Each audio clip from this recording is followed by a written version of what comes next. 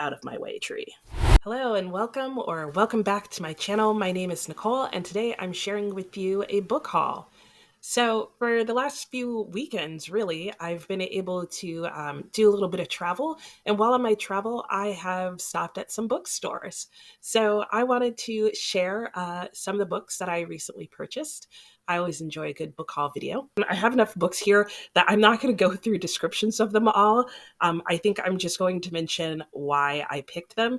And then later over time, as they come up, I'll go more into a description of what the books are about. So the first store that I was able to visit is John K. King Used and Rare Books.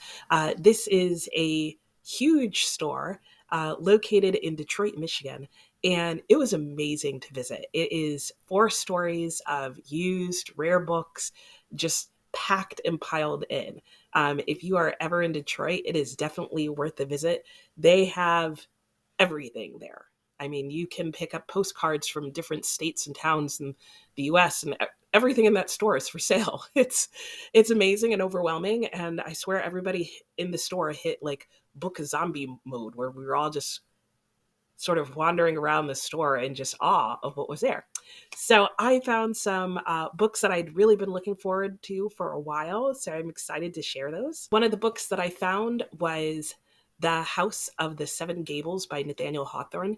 So I had heard a little bit about this book, I think, before I had gone book shopping, and I was surprised because it was described almost kind of as a like horror, scary story, which is not what I think of when I think of Nathaniel Hawthorne. When I hear his name, I instantly think The Scarlet Letter. I'm excited to read this. I'm planning on putting it on my TBR in January because Bell's Library is hosting Nathanuary, I think is what it's called. I don't think her book announcement is up on that. If it is, I'll link it. Another book that I got was Wilkie Collins' Basil. I have really enjoyed the last few Wilkie Collins books that I've read to the point where I now want to read all of his works. So I was excited to find one of his works there. Of course, they had the Moonstone, they had the Woman in White. Everybody has those. So I was excited to see that they had a different one of his. I also picked up Mary Elizabeth Braddon's John Marchmont's Legacy. Mary Elizabeth Braddon is most well known for Lady Audley's Secret. My understanding is that she writes mainly in the sensation genre, which has like mystery and tragedy and who knows what's going on in them. But one of the key features is that it starts with sort of a good, happy family, and then travesty of some sort happens, and there's just lots of scandal and often crime going on in the background. When I discussed the 1899 best novels in the world list, one of the books on that list was this book right here, Tom Brown's School Days by Thomas Hughes. I was so excited to find this book in the store. I saw that I could order it online, and I just assumed that was probably what I was going to have to do because I've never seen this in bookstores that I've gone to. So when I saw this in Oxford World's Classic at the bookstore, I knew I had to buy it. I should mention that because I knew that John K. King was very heavy on the used book side, because I don't think they sell any new books at all, I did feel like this was my chance to get a lot of the books I want to read off the 1899 book list. And part of the reason of that is that I know I can probably get a decent number of those books off of Project Gutenberg, which is a website where basically books that are in the free domain, they're trying to make easily accessible as ebooks or downloadable onto e-readers, that kind of thing. Anyway, I don't mind reading on my e-reader. I have a Kindle, but if possible, I prefer having a like paperback copy of the book. Paperback, not hardback. I'm a paperback girl. So I did take the list of 1899 books, and I took that list into the store with me and specifically tried to find those books in paperback. And I did find another one, and this is The Ordeal of Richard Feverl by George Meredith. No, is that right? This is another book that I was super excited to find because I definitely thought I was going to have to do this on Project Gutenberg, which would have meant on my Kindle. And I wasn't sure how I was going to feel about that because I also knew it was a longer book. And that book is The Wandering Jew. I don't know much about this book. This is a huge book. And this is complete and unabridged in one volume. As far as I recall, this book was serialized, and I have really struggled to find any good descriptions of this book other than that it was a really well-known book by Eugene Sue. And I will come back to Eugene Sue later in this book haul because he did come up again at another bookstore. Anyway, I was just happy to find an edition of this book because even looking online, I was noticing that it was not commonly published.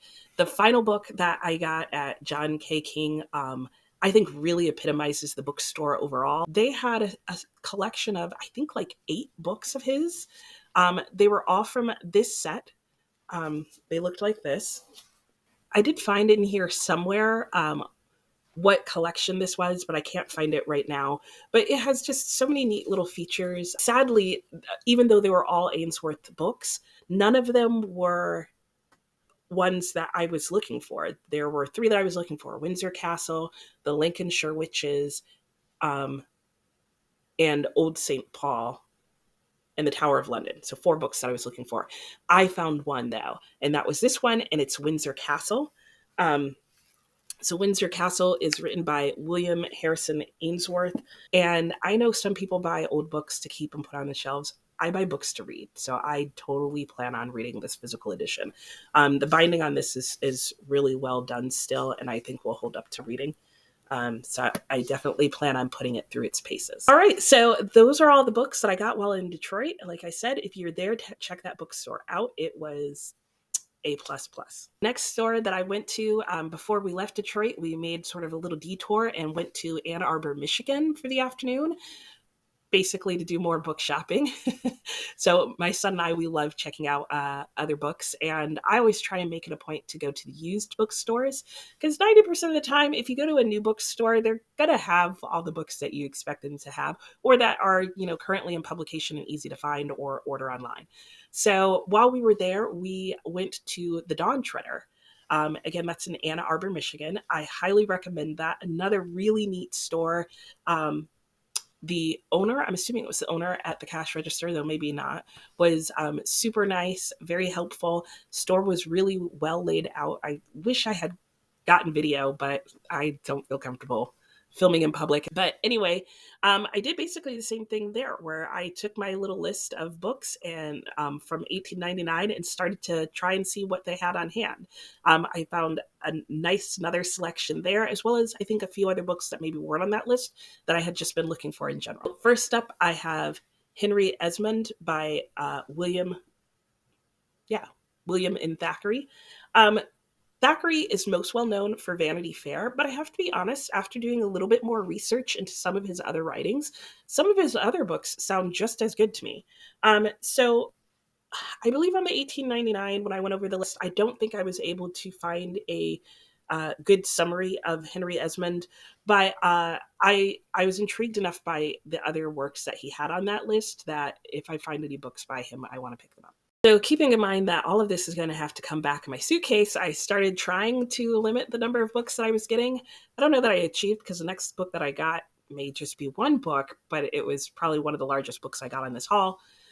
And that would be Black Lamb and Gray Falcon by Rebecca West. So this is a nice Penguin's 20th Century Classic edition. If you have not heard of this book, it's been mentioned quite a bit, especially if you follow people who read big books or like do March of the Mammoth or something like that.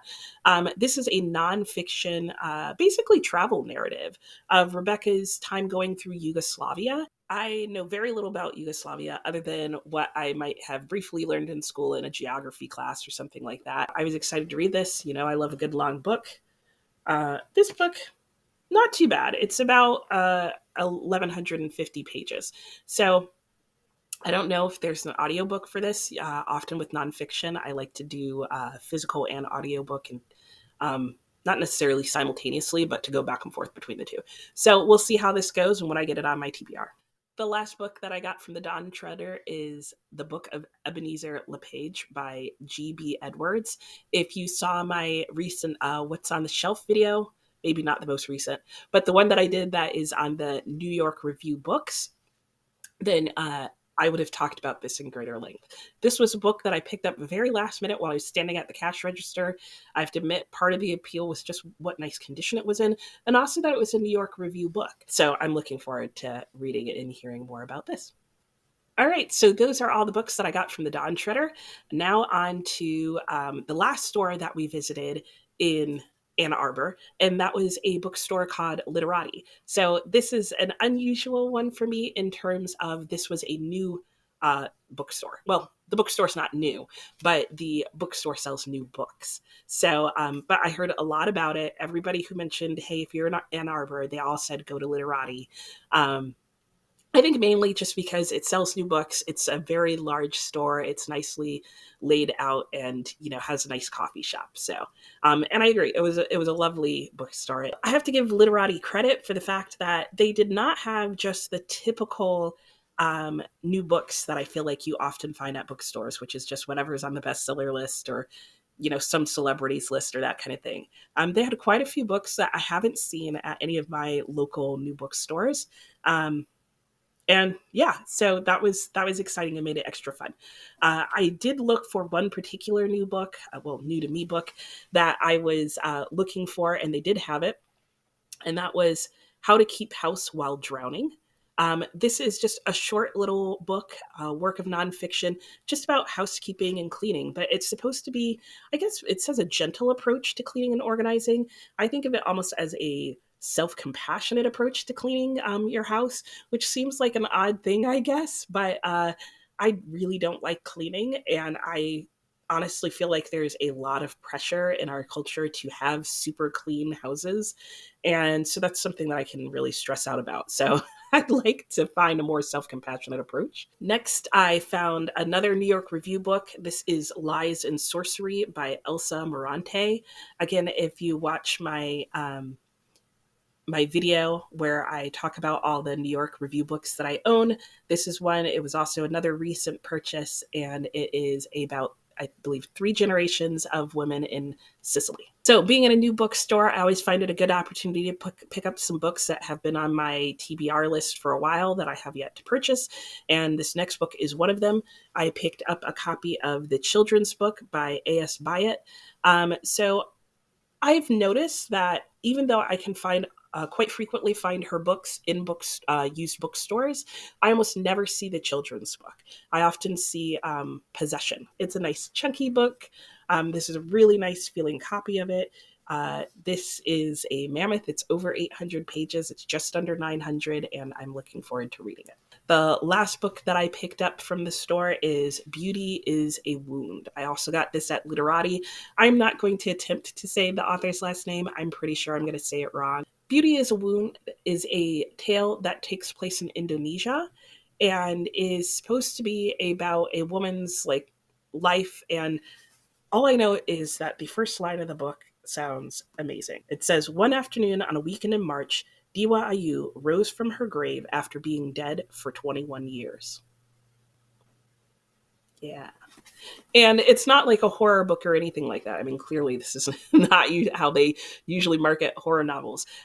So I'm guessing there's some magical realism in it, but from an Indonesian perspective. So I like to read things from around the world. I'm really interested to read this book. Okay. Sorry for the really amazing angle change there, but the lighting in here is changing because the sun is apparently coming out really bright. And so I had to adjust things slightly to make it work. That was the end of that trip to Michigan. Uh, and the next trip that I went on took me to Indiana. And while I was in Indiana, I was able to go to 2 bookstores. The first bookstore I went to was called the Book Corner, or maybe it was just Book Corner. Anyway, all the stores that I mentioned will be linked in the description. Book Corner was this nice, really compact new bookstore right in the middle of the town that I was visiting. And I thought it was great. It was they had a little bit of everything right when you first walked in. There was this lovely display of all the latest hottest things. So you could walk in the door and grab it, and there you go. The first thing that got me really excited was I walked into their fiction selection, and they had one bookshelf that was full of Everyman's Library editions, a whole bunch of them, the most I've seen in one bookstore all at one time. And they had them all together, and they had a couple of other like hardback classic editions that, mixed in there. And I was like, yay! Because if I rate a book 5 stars that's a classic, I want it in hardcover. So that was exciting to see. They had a nice mix of fiction books, and then I thought their fiction went around the corner, and it didn't, because I walked around the bookshelf to the other side. Guys, I'm pretty sure they have every single Penguin Black Spine classic that's currently in print. It was epic. I mean, it was shelves and shelves, bookcases. There must have been at least 4 bookcases worth of the Penguin Black Spine, which, if you don't know, it's this edition that's right here. It's the Penguin classics that have a spine that look like that. And I'm not kidding you. I'm pretty sure it's everyone that's currently in print, and maybe some that aren't. Maybe it's all the ones that they've ever printed in that edition. I didn't care. I was ready to hunt for books.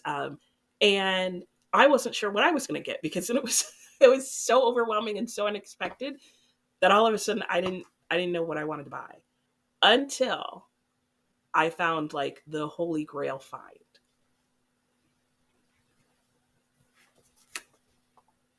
They had The Mysteries of Paris.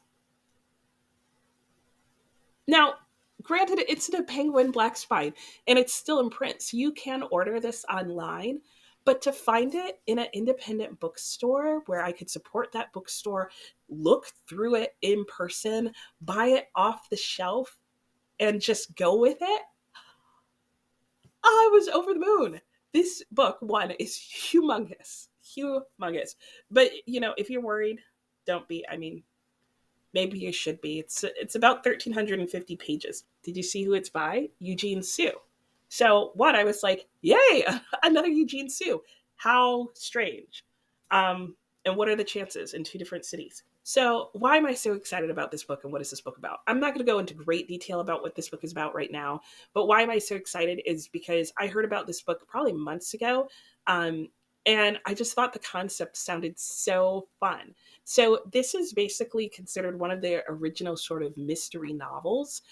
It was serialized, which is why it's humongous. This novel is broken up into 150 episodes. So if you're worried about like, I'm never going to be able to read a book this long, think of it as a collection of 150 short stories.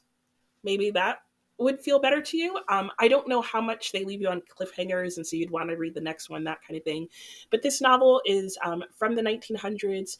It was serialized in a Paris newspaper, and it takes place in Paris, and it's supposed to be a series of like mysterious things that are going on, the mysteries of Paris. And it's a book that inspired Les Mis. It inspired the writing of Les Mis, it inspired the writing of Alexandre Dumas, who wrote The Count of Monte Cristo. So this book led to a lot of other books that I think are popular and well known, and it was really popular at its time. A lot of people I've heard will read this book, but they'll read it in e-form, because, a Kindle is easier to carry than a brick. Anyway, I was just excited to find this book. I had been looking for it. There is also another book called The Mystery of London. The Mystery of London was inspired by The Mysteries of Paris, and is basically the same thing, written by a different author.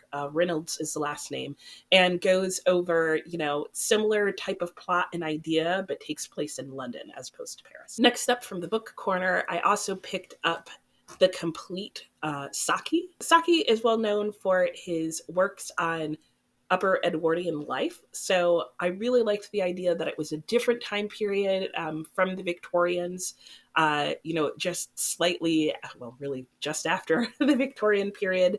And I like a good comedy. So I'm really interested in reading about this and learning more about his writing. My son apparently in one of his classes actually had read one of his short stories and really enjoyed it and thought it was a wild ride. And he himself almost picked up this book, so he was very excited to see when I bought it instead. Those are the 2 books I got from Book Corner. I could have bought way more, but I settled myself with the thought that I now know where I can order all my Penguins classics from and support a independent bookstore at the same time. So if you are ever in, I don't think I said it's in Bloomington, Indiana. If you are ever there, I highly recommend checking out the store. Okay, sorry for the angle change yet again. The lighting keeps changing on me, and the tree is just getting closer and closer for reasons that I can't quite figure out, because I swear it wasn't that close this whole time, but maybe it was. Anyway, let's just get to it and get this last set of books done. The final store that I visited was Morgenstein's, that is also in Bloomington, Indiana. This is a lovely independent bookstore that has quite a history in that town. It has a coffee shop in it and a wonderful selection of everything new. They also, I would say, probably had a larger fiction selection, and they also had a incredible selection of classics. So they had a nice, like, little spinny, not cart, what are they? You know, the shelves that you can spin around. They had a nice set of those, of the Dover classics. They had Oxford World classics. They had about 2 shelves of those. And then they also had 2 bookshelves of Penguin Black Spine classics. I picked up a couple of books from Morgenstein's, and I was really excited about these finds because, again, they were ones that I've been looking for a while, and even though 2 of them are Penguin Black Spines, they're not ones that I usually see in the store itself. The first one that I picked up is The Complete Fables. Out of my way, tree. Aesop's The Complete Fables. So I've been trying to add more short stories into my book collection. There goes the lighting. Partially because I have found that because I read so many big books, it's nice to sometimes have a short story collection going because they serve as like a nice quick read when I want to feel like I'm accomplishing something. The second great find that I had was the Penguin edition of the Arabian Nights, 1001 Tales, Volume 1. This is the story featuring Scheherazade telling one story every single night, not in completion, for 1001 Nights in an attempt to save her own life. I became really interested in reading the Arabian Nights after reading Everything Sad is Untrue, or is it Everything Sad is True? I will put a picture of the book here. Anyway, I read this book earlier, not this book. Everything Sad is True. I read that book earlier this year, and I really became more interested in Persian literature. The boy in the book is Persian, and as part of the book just gets referred to as Arabic and Muslim and all sorts of other things. And he talks about what's different about Persian culture. And quite a bit of his book is actually, I would say, inspired and kind of framed after. And he also talks about the Arabian Nights.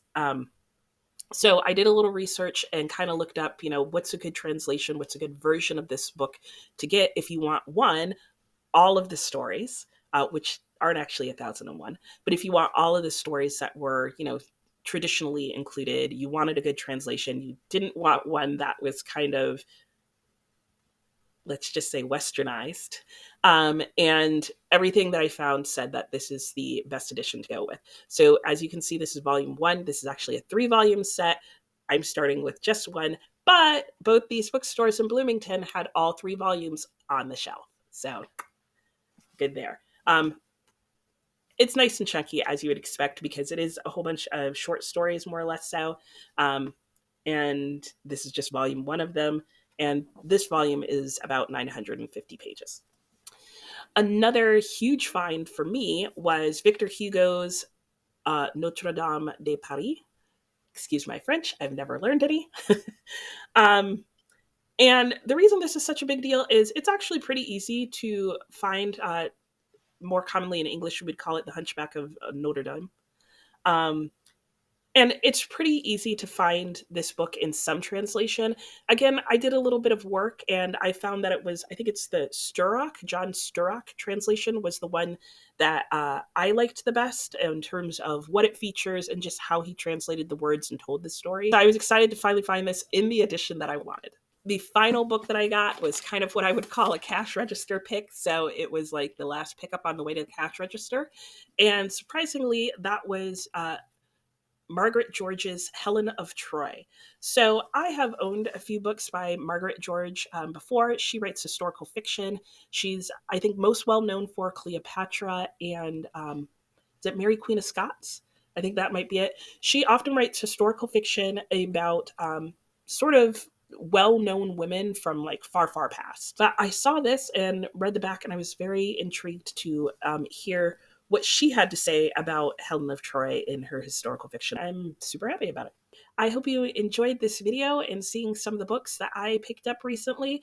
And if you're in any of the places I mentioned, stop by those bookstores. I loved every single last one of them.